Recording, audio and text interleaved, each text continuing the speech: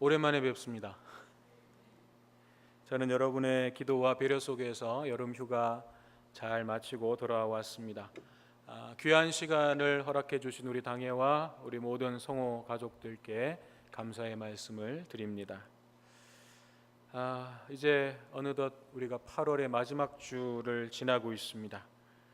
올 여름은 그 어느 때보다도 뜨거운 날씨로 인해서 참 힘든 시간들이 많았는데 또 그 중에서도 8월에는 우리가 종교인 수련회와 같은 그런 시간들을 통해서 하나님께서 부어주시는 그런 또 풍성한 은혜를 누리는 그런 감사한 시간들도 있었습니다.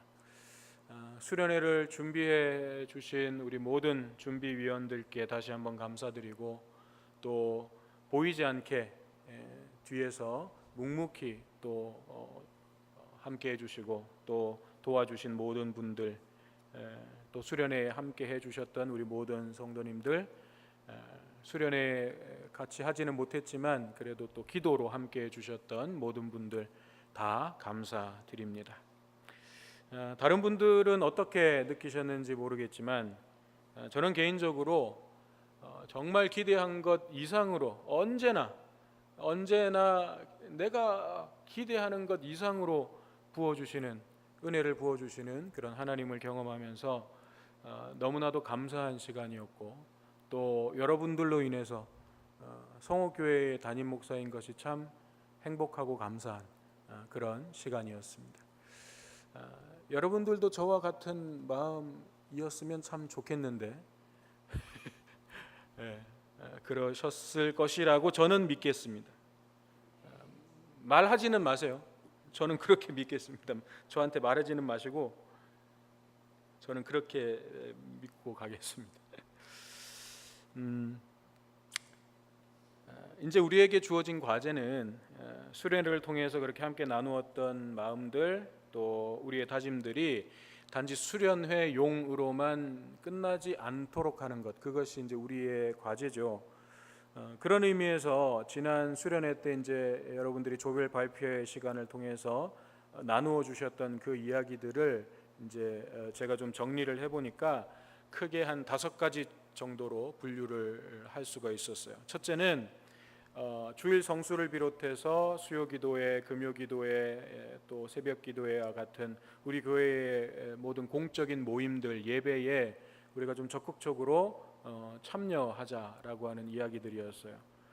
그리고 그렇게 하기 위해서 기존의 방식에서 좀 벗어나서 다양한 방식의 좀 기도 모임들을 가질 수 있으면 좋겠다, 그런 의견들도 주셨고요.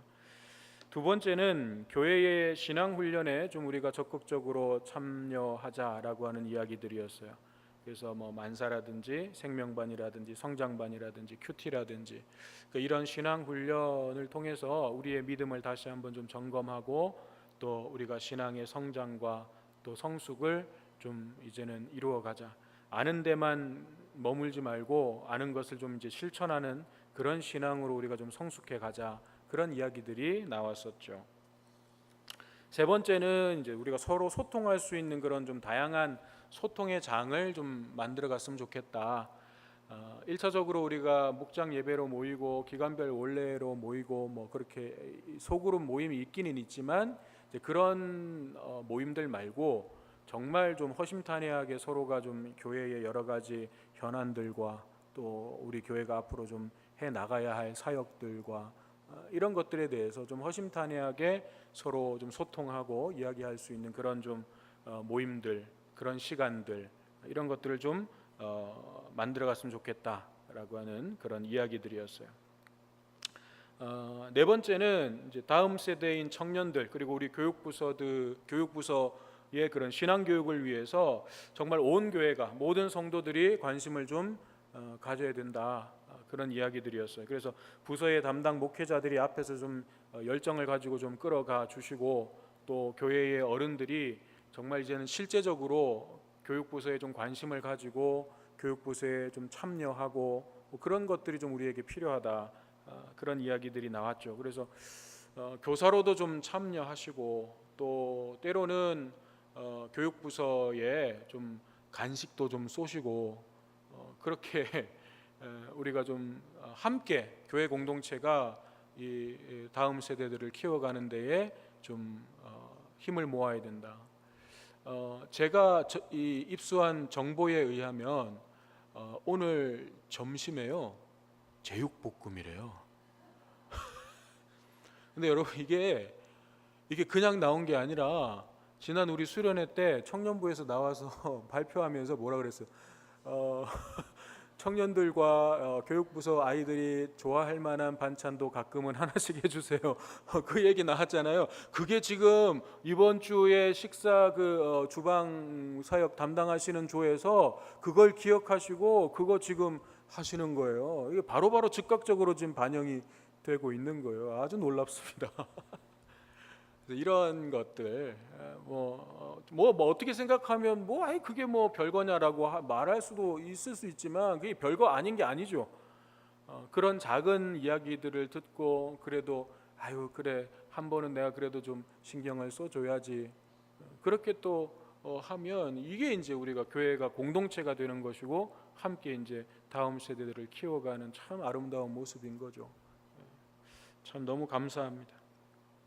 마지막 다섯 번째는 이제 우리 교회가 진정한 공동체성을 회복하기 위해서 이제 서로 성도들 간에 서로 좀 관심을 가지고 실제로 그 관심을 좀 표현하자는 거였죠. 그래서 어느 조였던가요? 여신도였던 것 같은데 조를 좀 이제 정해서 좀 신방도 하고 전화 신방도 하고 그렇게 좀 했으면 좋겠다.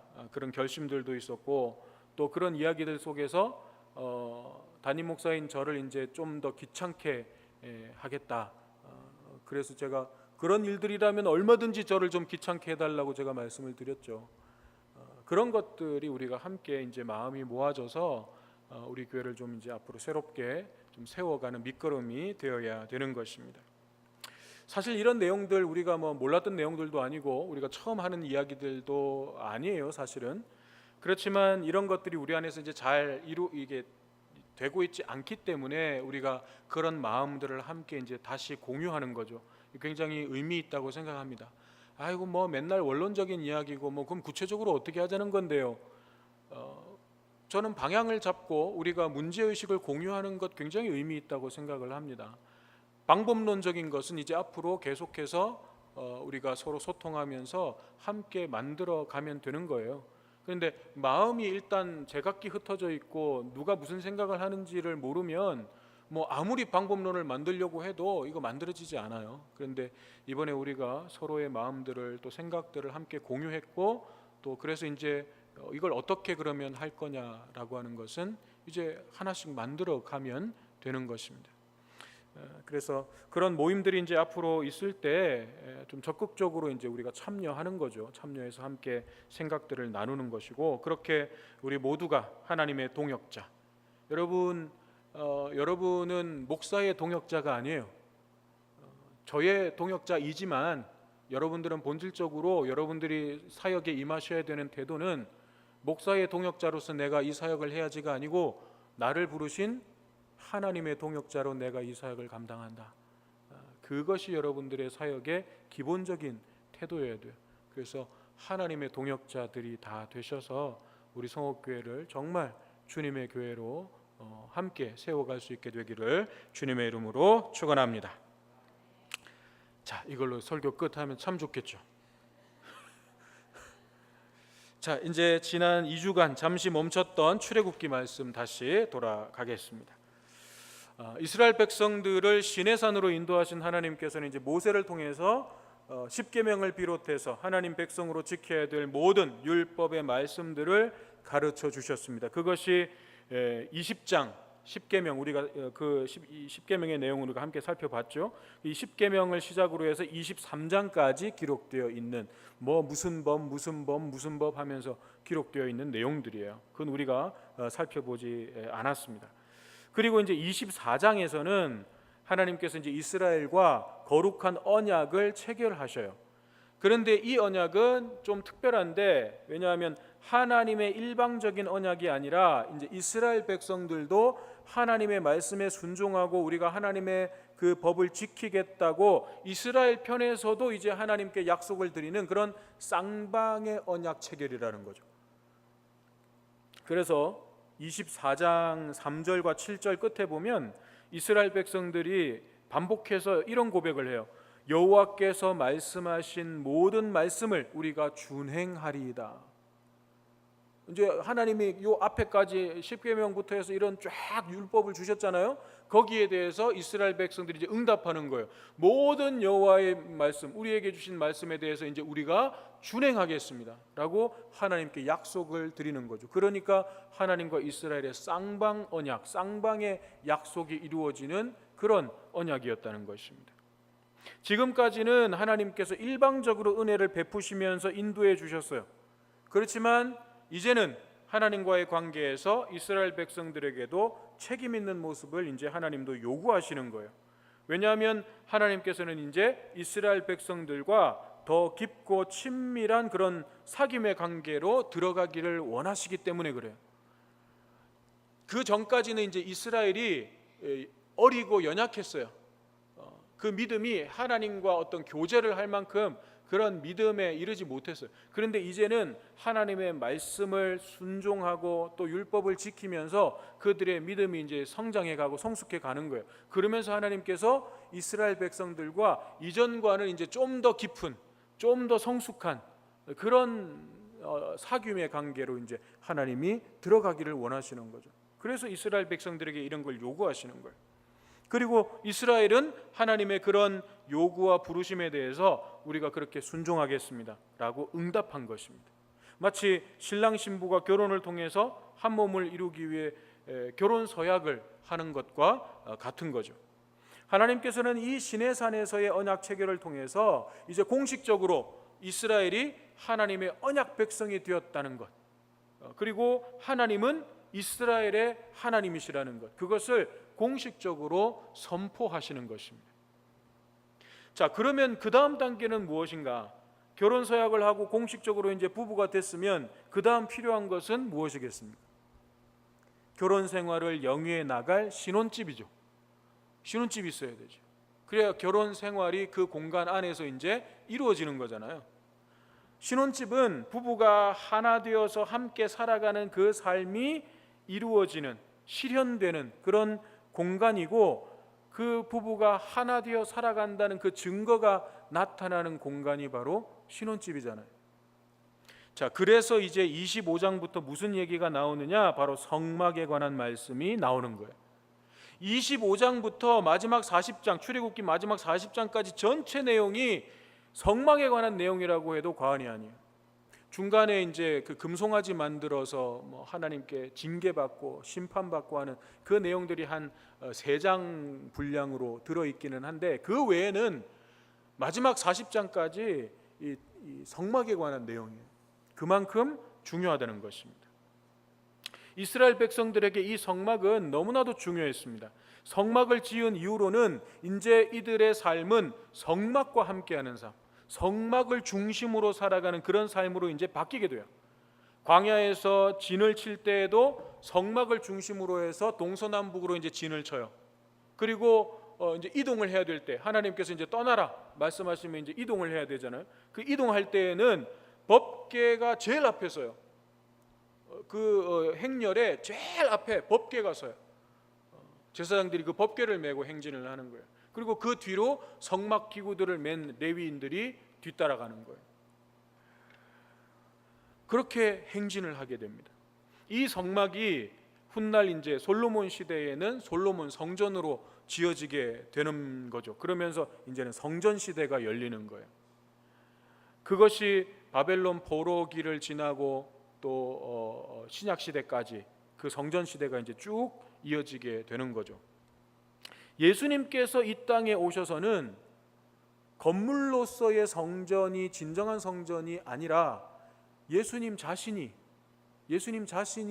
참된 성전이라고 말씀하셨어요. 그러면서 예수님께서 십자가에서 운명하실 때 예루살렘 성전 안에 성소와 지성소를 구분하던 그 휘장이 어떻게 돼요? 위에서부터 아래로 찢어져요. 그건 성전 시대가 막을 내렸다는 거예요. 이제 이 건물로서의 성전은 필요 없다는 거. 예루살렘 성전은 그럼 이제 훗날 그 로마에 의해서 완전히 다 파괴되죠.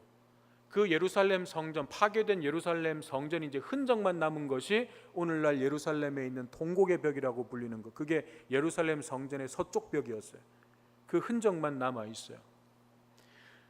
자, 그러면 예수님께서 십자가의 구원을 완성하심으로 이 성전 시대가 막을 내린 후에는 오순절 성령 강림과 함께 이제는 그리스도인 한 사람 한 사람, 예수 그리스도를 통해서 하나님의 자녀가 된 그리스도인 한 사람 한 사람이 성전이 되는 거예요.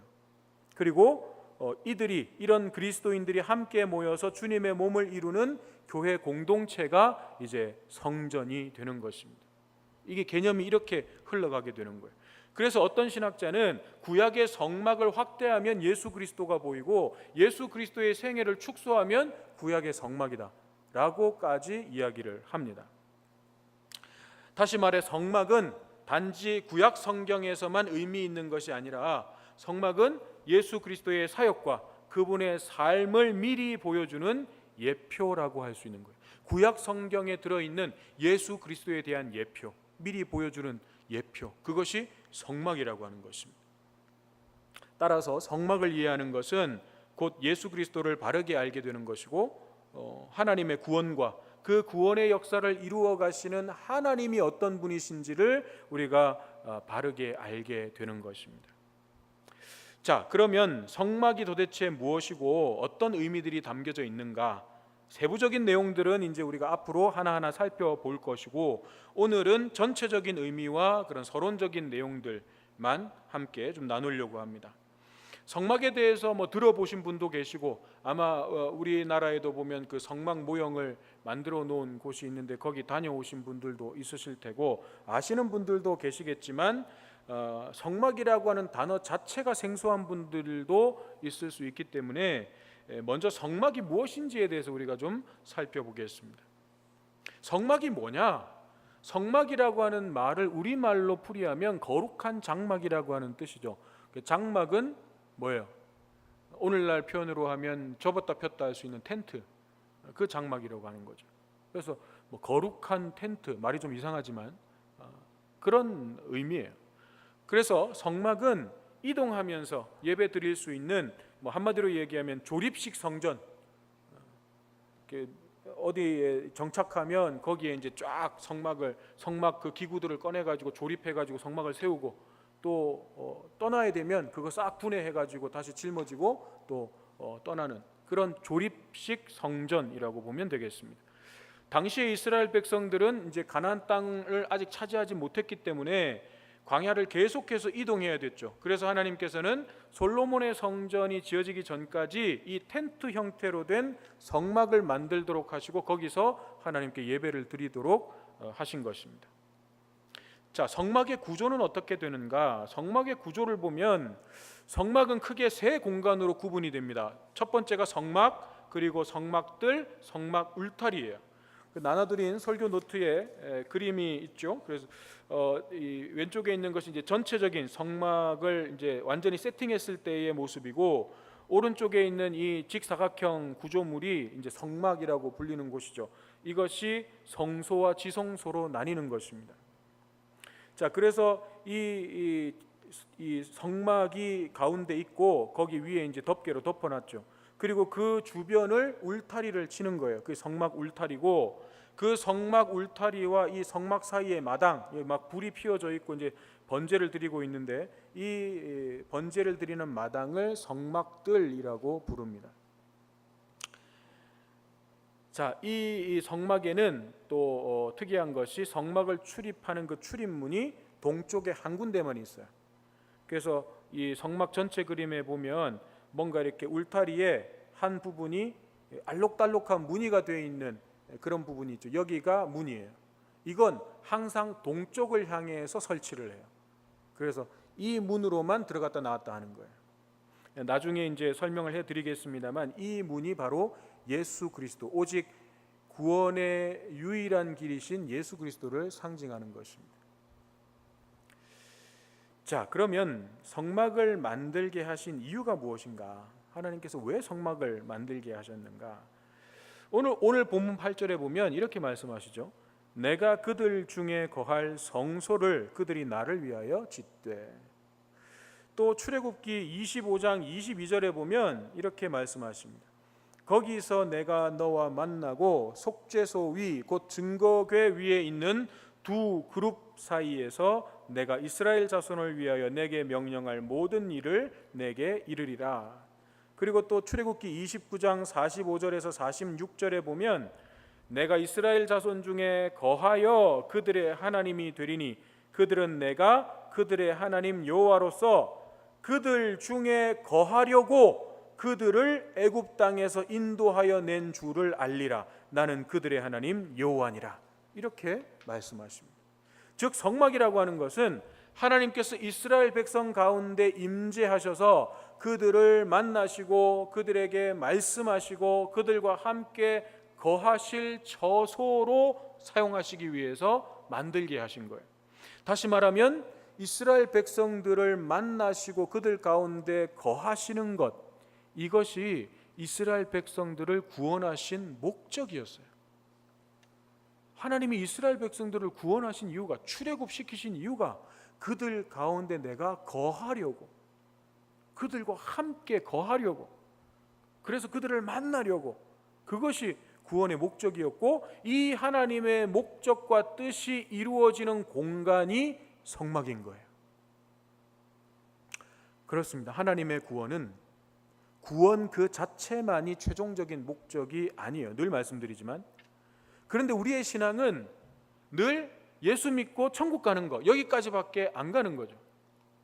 물론 하나님께서 나를 언제 부르시든 나는 천국에 간다라고 하는 그 구원의 확신을 가지는 것은 너무나도 중요한 부분이에요.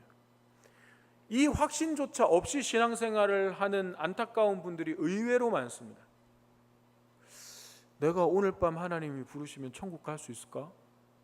이 확신을 못 갖고 신앙생활을 하시는 분들이 의외로 많아요. 그래서 우리 교회 신앙훈련반의 생명반이든 뭐 성장반이든 만사든 여기에는요 무조건 다 구원의 확신을 다루게 되어 있어요. 구원의 확신을 다루는 부분이 거기 들어 있습니다. 그래서 여러분들 중에서 내가 정말 구원을 받았는지 확신이 잘 안 서고 정말 내가 천국 갈 수 있겠는지에 대한 그런 확신이 없는 분들은 9월부터 시작되는 이 신앙훈련반에 꼭 뭐 어느 것이든 꼭 신청하셔서 구원의 확신을 얻으셔야 돼요. 그거 부끄러운 거 아니에요. 내가 신앙생활을 이렇게 오래 했는데 그런 것 때문에 내가 그 신청하기가 조금 쑥스럽고, 그거 부끄러운 거 아니에요. 절대 부끄러운 거 아니에요. 그리고 그냥 뭐 어떻게 되겠지 하고 그냥 척하면서 뭐 어떻게 뭐 천국 갈 수 있지 않겠어? 그냥 대충 갈 수 있는 것 같은 그냥 그 정도, 그렇게 척하면서 넘어갈 문제가 아니에요. 이거는 그냥 그렇게 시간 흘러갈 문제가 아니라고요. 하나님 오늘 당장 밤에 우리 부르시면 어떡할 거예요? 내가 왜 구원의 확신을 가질 수 있는지, 무엇을 근거로 내가 그런 확신을 가질 수 있는지, 여러분 그걸 분명히 가지셔야 되는 거예요. 그래서 부끄러워하지 마시고 그런 확신이 없는 분들 9월 신앙훈련반에 꼭 신청하셔서 구원의 확신을 반드시 가지셔야 돼요. 자, 구원의 확신이 이처럼 중요한 부분인 것은 맞지만 단순히 우리가 죽어서 천국 가는 것만이 하나님께서 우리를 구원하신 목적의 전부는 아니라는 거예요. 하나님께서 이스라엘 백성들을 출애굽시키신 구원하신 그 목적은 우리가 앞에서 출애굽기 29장 46절에서도 보았듯이 그들 중에 거하려고 그들을 애굽 땅에서 인도해 내신 거예요. 이것을 좀 더 풀어서 말하면 이런 거예요.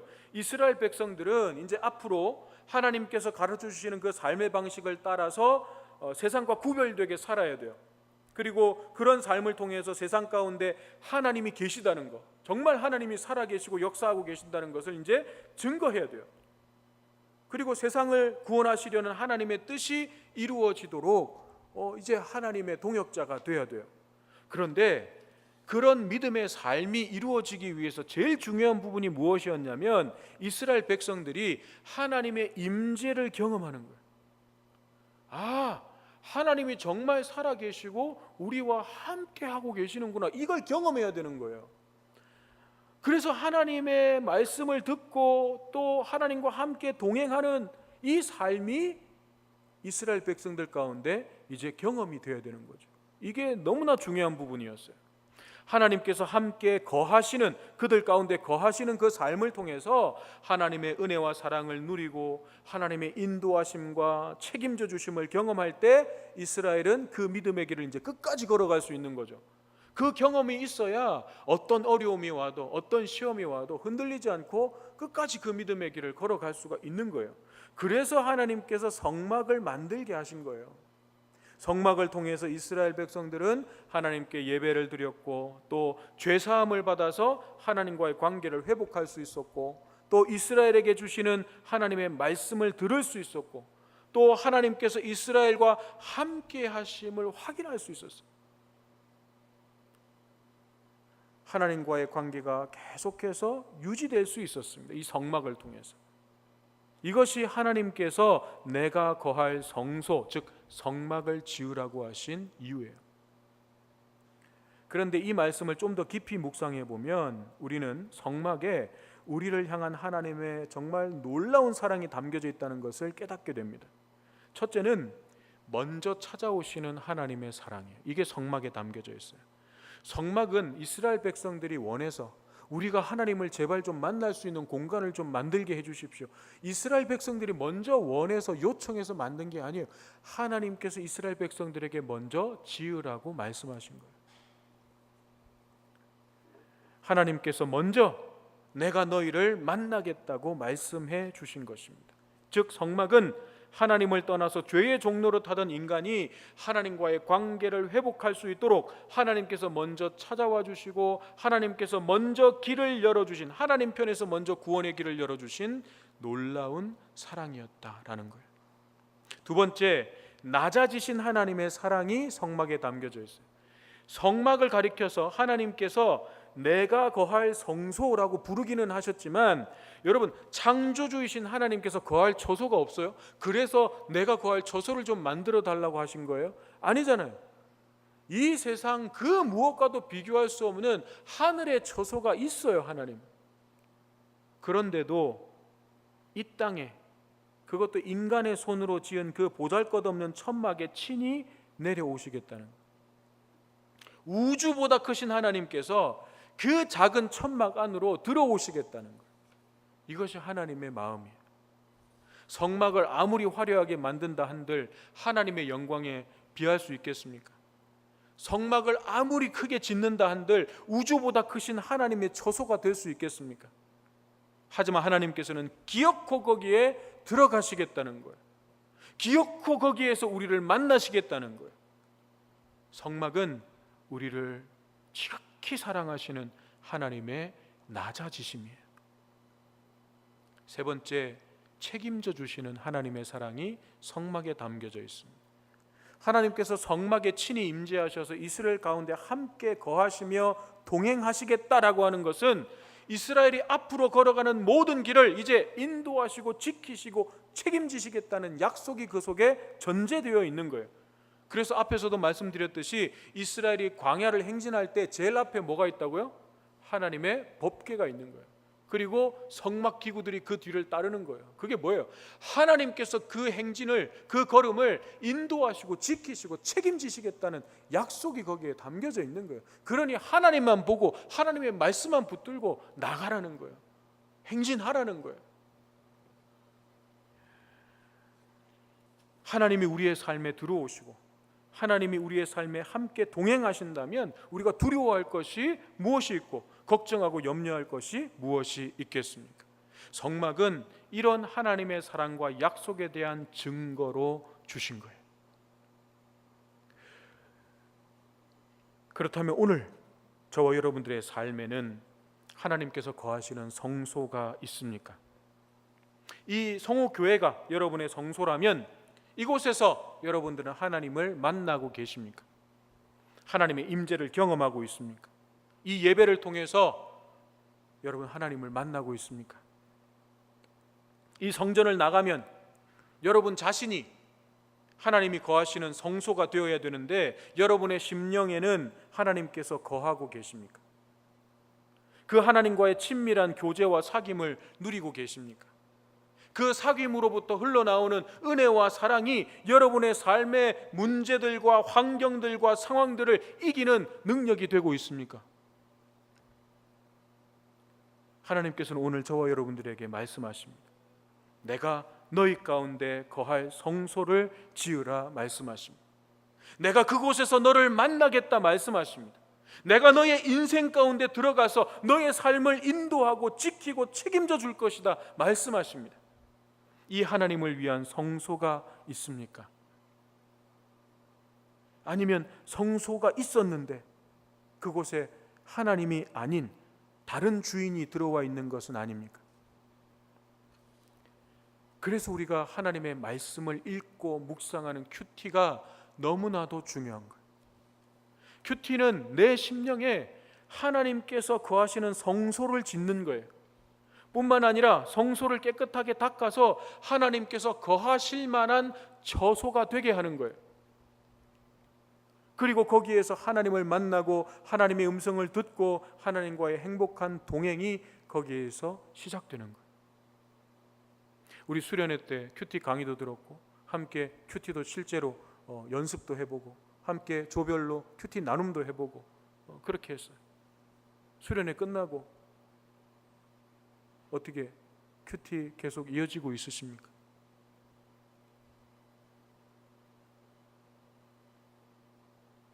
여러분의 성소를 지으셔야 돼요. 하나님께서 여러분의 삶에 들어오실, 개입하실, 여러분의 삶을 인도하실, 지키시고 책임지실 그 하나님의 역사를 주실 여러분의 성소를 지으셔야 돼요. 그렇지 않으면 우리는 신앙생활을 한다고 하지만 늘 무미건조해요. 하나님은 저 멀리 계신 것 같아요. 내 실제적인 삶에 하나님은 별로 상관이 없으신 것 같아요. 그러니 문제가 생기고 어려움이 닥치면 그 신앙은 흔들리고 넘어지는 거예요. 여러분 각자의 성소에서 하나님을 만나셔서 하나님께서 함께 하시고 거하시고 책임져 주시는 그런 복된 삶, 오늘 우리가 올려드렸던 그 찬송의 가사처럼 주 예수와 동행하니 그 어디나 하늘나라, 이 복된 삶을 누리는 저와 여러분 되시기를 주님의 이름으로 축원합니다.